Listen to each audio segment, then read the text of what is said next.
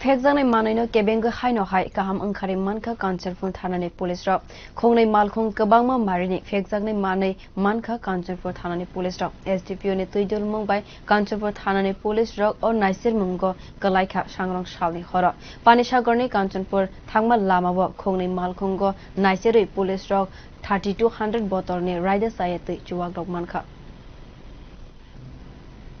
এই গতকাল রাতে শ্রী সৌরভ সেন এসডিপো কাঞ্চনপুর স্যারের নেতৃত্বে কাঞ্চনপুর থানার পুলিশ স্টাফ সহ আমরা এই পানিসাগর কাঞ্চনপুর রাস্তায় আমরা একটি গোপন সূত্রে বেসিসে রেড করি